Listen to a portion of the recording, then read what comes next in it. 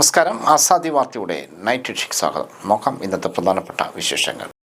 UDF സർക്കാർ സത്യപ്രതിജ്ഞ ചെയ്ത് അധികാരമേറ്റു. കുളിപ്പിക്കുന്നതിനിടെ ഏറ്റുമുട്ടിയ ആനകളിലൊന്ന് ദേഹത്ത് വീണു. വിനോദസഞ്ചാരിയായ യുവതിക്ക് ദാരുണാന്ത്യം. ചാണ്ടി ഉമ്മൻ മന്ത്രിയാകാൻ ജനം ആഗ്രഹിച്ചു. ജനഹിതം ചിലയിടങ്ങളിൽ പാളിപ്പോകുന്നു ഓർത്തഡോക്സ് സഭ. പയ്യന്നൂരിലെയും തളിപ്പറമ്പിലെയും തോൽവി അന്വേഷിക്കാൻ CPM കമ്മീഷൻ. UDF ആഹ്ലാദ പ്രകടനത്തിനിടെ സ്ഫോടനം. 9 വയസ്സുകാരന് ദാരുണാന്ത്യം. സത്യപ്രതിജ്ഞ സ്ത്രീകളടക്കം കുഴഞ്ഞു വീണു. MP-മാർക്കും പ്രവേശനം നിഷേധിക്കപ്പെട്ടു. ഇമാം, പൂജാരി എന്നിവർക്കുള്ള ക്ഷേമ പദ്ധതികൾ ബംഗാൾ സർക്കാർ നിർത്തലാക്കി.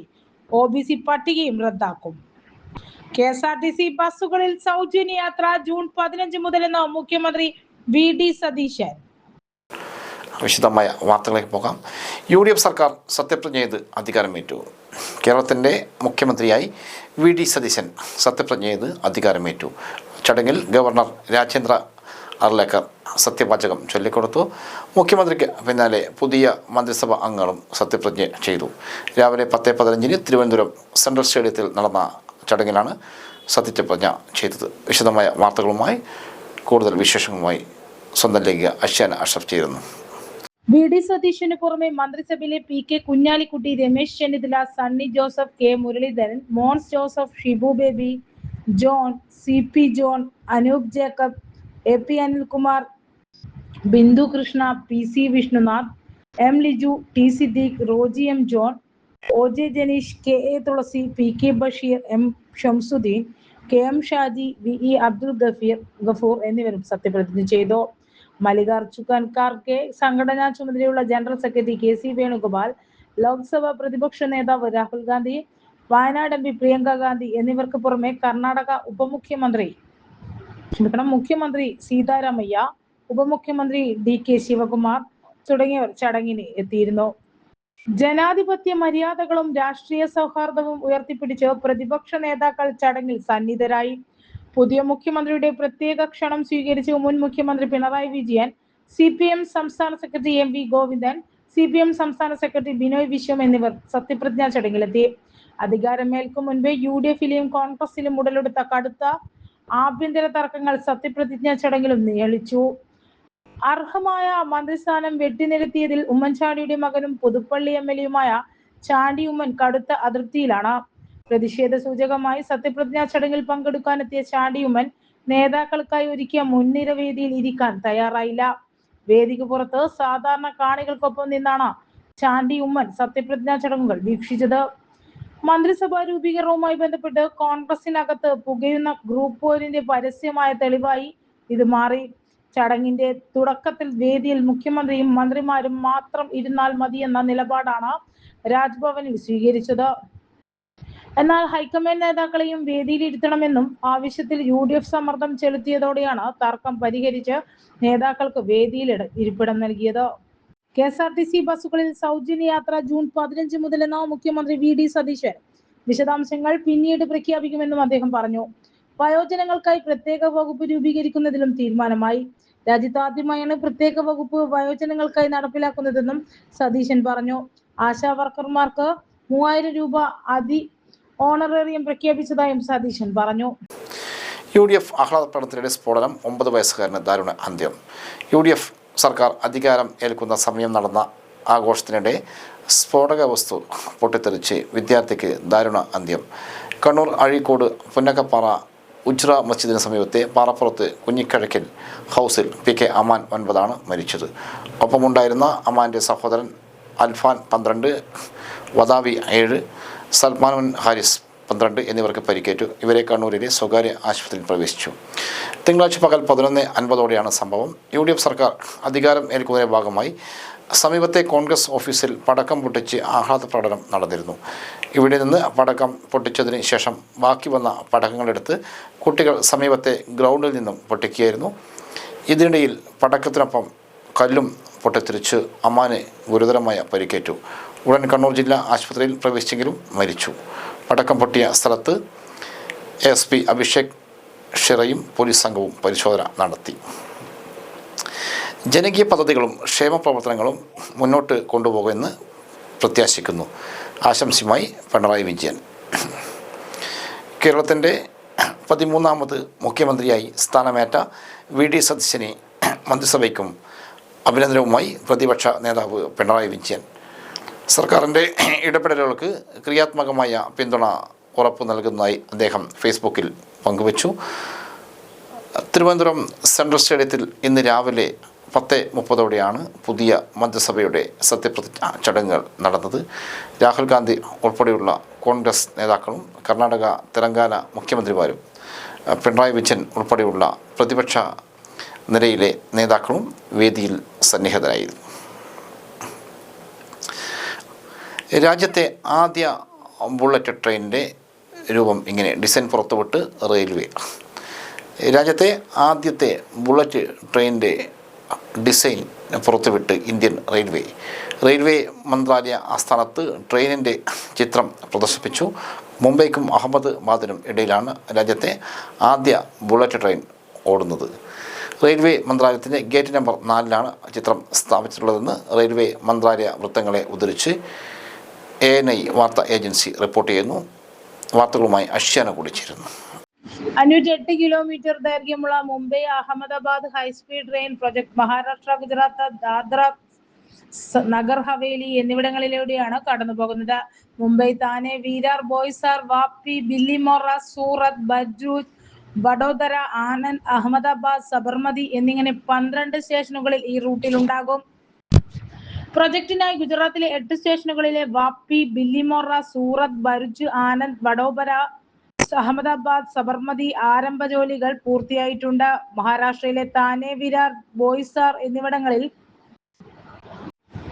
കേരളത്തിൽ കാലവർഷം എത്തുന്നു. അടുത്ത 5 ദിവസം വിവിധ ജില്ലകളിൽ അലർട്ട്.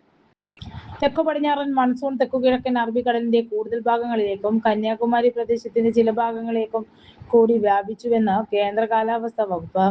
കൂടാതെ തെക്കു പടിഞ്ഞാറൻ തെക്കുകിഴക്കൻ ബംഗാൾ ഉൾക്കടലിന്റെ കൂടുതൽ ഭാഗങ്ങളിലും ആൻഡമാൻ കടലിന്റെ ഭൂരിഭാഗം പ്രദേശങ്ങളിലും ആൻഡമാൻ ആൻഡ് നിക്കോബാർ ദ്വീപുകൾ നീളം കിഴക്കൻ മധ്യ ബംഗാൾ ഉൾക്കടലിന്റെ ചില ഭാഗങ്ങളിലും കാലവർഷം വ്യാപിച്ചതായി കാലാവസ്ഥാ വകുപ്പ് അറിയിച്ചു. ഇത്തവണ കാലവർഷം കേരളത്തിൽ മെയ് 26 എത്താൻ സാധ്യത. ദിവസം വരെ മുന്നോട്ടോ പിന്നോട്ടോ തെക്കൻ തീരദേശ ആന്ധ്രാപ്രദേശത്തിനും സമീപ പ്രദേശങ്ങൾക്കും മുകളിലായി ഒരു ചക്രവാത ചുഴി നിലനിൽക്കുന്നു.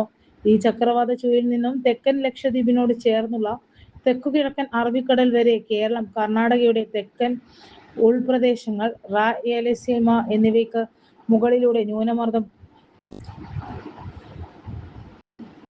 രൂപപ്പെട്ടിരിക്കുന്നു. ഇന്ന് കാസർഗോഡ്, കണ്ണൂർ ജില്ലയിൽ ഒറ്റപ്പെട്ട ഇടങ്ങളിൽ അതിശക്തമായ മഴയ്ക്കും അതോടൊപ്പം ഇടിമിന്നൽ മണിക്കൂറിൽ 40 മുതൽ 50 കിലോമീറ്റർ വരെ വേഗതയിൽ വീശിയേക്കാവുന്ന ശക്തമായ കാറ്റിനും ഇന്നും നാളെയും ഒറ്റപ്പെട്ട ഇടങ്ങളിൽ ശക്തമായ മഴയ്ക്കും സാധ്യതയുണ്ടെന്നും മുന്നറിയിപ്പ്. അടുത്ത ദിവസങ്ങളിൽ കേരളത്തിലും മാഹിയിലും ഒറ്റപ്പെട്ട ഇടങ്ങളിൽ ഇടിമിന്നലോട് കൂടിയ മഴയ്ക്കും ശക്തമായ കാറ്റിനും സാധ്യതയെന്നും കേന്ദ്ര കാലാവസ്ഥാ വകുപ്പ് അറിയിച്ചു.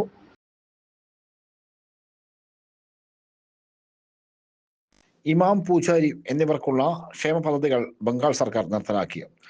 OBC പട്ടികയും റദ്ദാക്കും.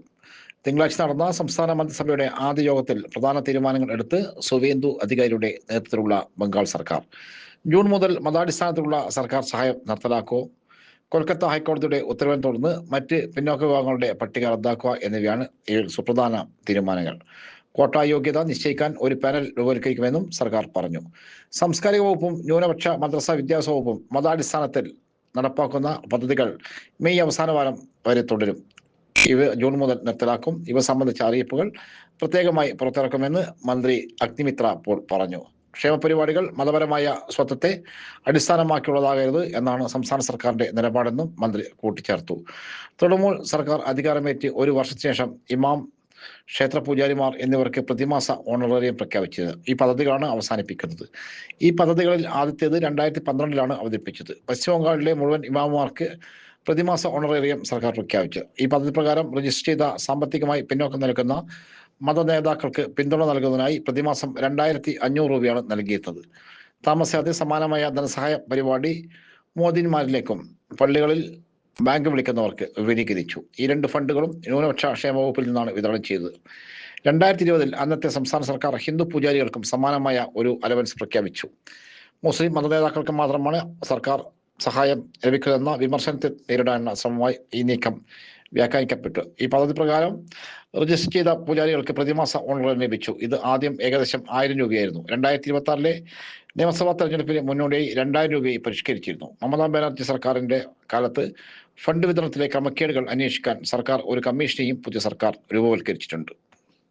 കുളിപ്പിക്കുന്നതിനിടെ ഏറ്റുമുട്ടിയ ആനകളിലൊന്ന് ദേഹത്ത് വീണു. വിനോദസഞ്ചാരിയായ യുവതിക്ക് ദാരുണാന്ത്യം. കർണാടക കുടക് കുശാൽ നഗറിലെ ദുബാരി ആന പരിപാലന കേന്ദ്രത്തിൽ ഏറ്റുമുട്ടിയ ആനകളിലൊന്ന് ദേഹത്ത് വീണ് യുവതിക്ക് ദാരുണാന്ത്യം. വിനോദസഞ്ചാരിയായ ചെന്നൈ സ്വദേശിനി ജിന്നു 33 അന്തരിച്ചത്. ഭർത്താവിനും കുഞ്ഞിനുമൊപ്പം വിനോദയാത്രക്കായി ദുബാരി ആന ക്യാമ്പിലെത്തിയതായിരുന്നു ജിന്നു. ഭർത്താവിനും കുഞ്ഞിനും മുൻപിൽ വെച്ചാണ് ദാരുണാന്ത്യം സംഭവിക്കുന്നുണ്ടായത്. ആനക്കിടയിൽ വീണുപോയ ജിന്നുവിനെ രക്ഷിക്കാൻ ഭർത്താവ് ശ്രമിക്കുന്ന ദൃശ്യങ്ങളും പുറത്തു വന്നിരുന്നു. ദുബാരി ആന ക്യാമ്പിൽ പുഴയിൽ ആനയെ കുളിപ്പിക്കുന്നത് നോക്കി നിൽക്കുകയായിരുന്നു ജിന്നു. ഇതിനിടെ ആനകളായ കാഞ്ചനും മാർത്താണ്ഡനും ഏറ്റുമുട്ടി. അതിനിടെ ഒരാന ജിന്നുവിന്റെ ദേഹത്ത് വീഴുകയായിരുന്നു. വെള്ളത്തിൽ ആനയ്ക്ക് അടിയിലായപ്പോഴാണ് യുവതി ശ്വാസം മുട്ടിയാണ് മരിച്ചത്. ആനകൾ മാറിയ ശേഷമാണ് ജിന്നുവിനെ പുറത്തെടുത്തത്. കുശാൽ നഗറിലെ ആശുപത്രിയിൽ എത്തിച്ചെങ്കിലും രക്ഷിക്കാനായില്ല. ഇവിടെ വിനോദസഞ്ചാരികൾക്ക് ആന സവാരി ഉൾപ്പെടെ നടത്താറുണ്ട്. നിരവധി മലയാളികൾ എത്തുന്ന സ്ഥലമാണ് ദുബാരി ആന ക്യാമ്പ്.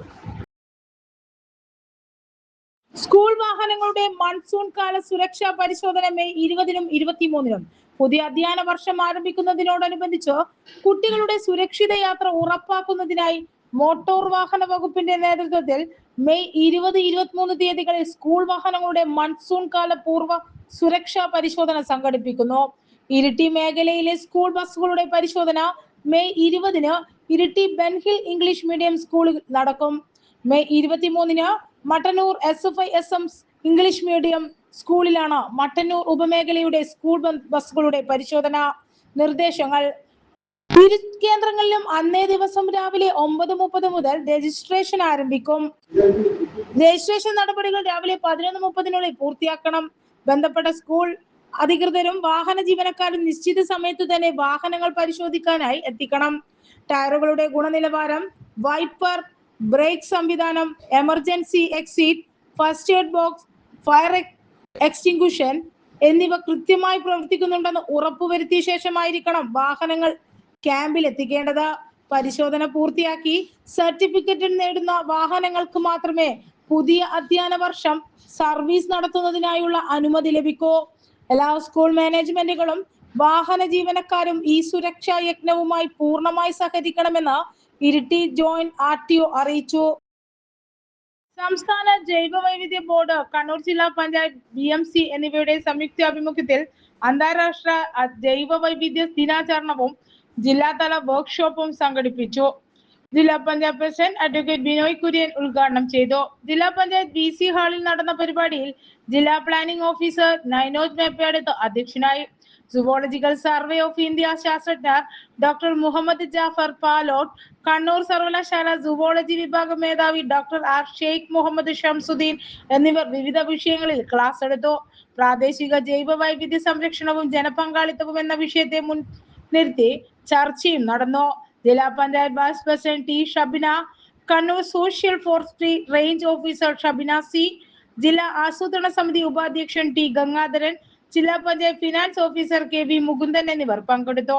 ജൈവ വൈവിധ്യ നഷ്ടം ചെറുക്കുന്നതിനായി പ്രാദേശികമായി പ്രവർത്തിക്കുക എന്നതാണ് അന്താരാഷ്ട്ര ജൈവ വൈവിധ്യ ദിനത്തിന്റെ ഈ വർഷത്തെ പ്രമേയം. സത്യപ്രതിജ്ഞ സ്ത്രീകളടക്കം കുഴഞ്ഞു വീണു. MPമാർക്കും പ്രവേശനം നിഷേധിക്കപ്പെട്ടു. UDFന്റെ സത്യപ്രതിജ്ഞാ ചടങ്ങിൽ അണികളെ നിയന്ത്രിക്കാനാകാതെ വന്നതോടെ ചടങ്ങിനെത്തിയ MPമാരടക്കമുള്ള നിരവധി ജനപ്രതിനിധികൾക്കാണ് അകത്തേക്ക് പ്രവേശിക്കാൻ കഴിയാതിരുന്നത്. ഇടിച്ചു കയറിയ അണികൾ പരിപാടിയുടെ കൃത്യമായ നടത്തിപ്പ് തന്നെയായിരുന്നു തടസ്സപ്പെടുത്തിയത്. MPമാരും MLAമാരും വിശിഷ്ടാതിഥികളും അടക്കമുള്ളവർക്ക് പ്രവേശനം നിഷേധിക്കപ്പെട്ടു. സത്യപ്രതിജ്ഞ ചെയ്യാനെത്തിയ CP ജോൺ, OJ ജനീഷ് ഉൾപ്പെടെയുള്ള നിയുക്ത മന്ത്രിമാരെ പോലും പോലീസുകാർ തടയുന്ന സ്ഥിതിയുണ്ടായി. ഒടുവിൽ പ്രവർത്തകർ ബഹളം വെച്ചതോടെയാണ് ഇവരെ പ്രവേശിപ്പിച്ചത്. ചാണ്ടി ഉമ്മനടക്കം അണികൾക്കിടയിലാണ് ഇരിപ്പിടം കിട്ടിയത്. വിവിധ സംസ്ഥാനങ്ങളിൽ നിന്നും ക്ഷണിക്കപ്പെട്ടെത്തിയ സർക്കാർ പ്രതിനിധികൾക്ക് പോലും ഹാളിനുള്ളിലേക്ക് പ്രവേശിക്കാനായില്ല. സത്യപ്രതിജ്ഞ ചെയ്യാനെത്തിയ ചില മന്ത്രിമാരുടെ കുടുംബങ്ങൾ പുറത്തെ സ്ക്രീനിന് മുന്നിലിരുന്ന് ചടങ്ങ് കണ്ടത്. രാഹുൽ ഗാന്ധി, പ്രിയങ്ക ഗാന്ധി, കർണാടക മുഖ്യമന്ത്രി സീതാരാമയ്യ എന്നിവർ ഉൾപ്പെടെ VVIP സുരക്ഷയിലുള്ളവർക്ക് പ്രവേശന കവാടത്തിലും തിക്കിലും തിരക്കിലുമായിരുന്നു. പിന്നീട് ബാരിക്കേഡും കയറും കെട്ടി തടഞ്ഞു. അണികളോട് തള്ളിക്കയറ്റം അതിരുകടന്നതോടെ സുരക്ഷാ ഡ്യൂട്ടിയിലുണ്ടായിരുന്ന പോലീസ് ഉദ്യോഗസ്ഥരും നിലവിട്ട് പെരുമാറി. MLA-മാരും MP-മാരും ഉൾപ്പെടെയുള്ളവരെ പ്രവേശിപ്പിക്കാനുള്ള VI ഗേറ്റുകൾ പോലും അണികൾ കൈയടക്കി. സദസ്സിലേക്ക് അതിക്രമിച്ച് കയറാൻ ശ്രമിച്ചവരെ പോലീസ് തടഞ്ഞതോടെ ഉന്തും തള്ളിലും തെറിവിളിയുമായി. ബഹളങ്ങൾക്കിടയിൽ UDF convener Adoor Prakash MP ഏറെ പണിപ്പെട്ടാണ് വേദികളിലേക്ക് കയറിയത്. VVIP-കളിൽ വഴിയൊരുക്കാൻ പോലീസ് ഏറെ പാടുപെട്ടു. VIP-കൾക്കും മാധ്യമപ്രവർത്തകർക്കും ഇട്ട കസേരകളെല്ലാം അണികൾ കൈയടക്കി. ഉന്നത കോൺഗ്രസ് നേതാക്കളെയും കക്ഷി നേതാക്കളെയും മതമേലധ്യക്ഷരെയുമെല്ലാം അകത്ത് കടക്കാനാവാതെ വലഞ്ഞു. VIP പാസ് എത്തിയ ചില രോക്ഷം പ്രകടിപ്പിച്ച ശേഷം മടങ്ങിപ്പോകുകയും ചെയ്തു. ഉന്തിലും തള്ളിനുമിടയിൽ സ്ത്രീകളടക്കം ചിലർ കുഴഞ്ഞു വീണു. പയ്യന്നൂരിലെയും തളിപ്പറമ്പിലെയും തോൽവി അന്വേഷിക്കാൻ CPM കമ്മീഷൻ. നിയമസഭാ തെരഞ്ഞെടുപ്പ് പരാജയം വിലയിരുത്താനായി ചേർന്ന CPM ജില്ലാ കമ്മിറ്റി യോഗത്തിന്റെ 2ാം ദിവസവും വിമർശനങ്ങളേറ്റ് നേതൃത്വം. പയ്യന്നൂരിലെയും തളിപ്പറമ്പിലെയും ദയനീയ പരാജയം അന്വേഷിക്കാൻ കമ്മീഷനെ നിയോഗിച്ചു. 2 സംസ്ഥാന കമ്മിറ്റി അംഗങ്ങൾ ഉൾപ്പെടുന്ന കമ്മീഷനാണ് അന്വേഷണ ചുമതല. പാർട്ടി യോഗങ്ങൾ തുറന്നു പറയാൻ മടിച്ചിരുന്നവർ ഇപ്പോൾ മുന്നോട്ട് വന്ന് കാര്യങ്ങൾ സഹിതം ഉന്നയിച്ചതോടെ പല വിഷയങ്ങളിൽ നേതൃത്വത്തിന് അന്വേഷണം നടത്തുമെന്ന് പ്രഖ്യാപിക്കേണ്ടി വന്നു. അമിത ആത്മവിശ്വാസത്തിൽ പല മണ്ഡലങ്ങളും പാർട്ടി നേതൃത്വം വേണ്ട വിധം ശ്രദ്ധിച്ചില്ല. ജില്ലാ സെക്രട്ടറി ഉൾപ്പെടെയുള്ള നേതാക്കളുടെ ഭാഗത്തു നിന്നും വലിയ ജാഗ്രത കുറവുണ്ടായി. തളിപ്പറമ്പിൽ PK ശ്യാമളയുടെ പരിചരണത്തിൽ സംസ്ഥാന സെക്രട്ടേറിയറ്റ് അംഗം MP ജയരാജനും സംസ്ഥാന കമ്മിറ്റി അംഗം P ജയരാജനും ജില്ലാ സെക്രട്ടറി KK രാഗേഷും ക്യാമ്പ് ചെയ്ത് പ്രവർത്തിച്ചു. എന്നിട്ടും പരാജയപ്പെട്ടു. പയ്യന്നൂരിലും തളിപ്പറമ്പിലും പരിക്കേറ്റ പരാജയം അപമാനകരമാണെന്ന് അംഗങ്ങൾ തുറന്നടിച്ചു.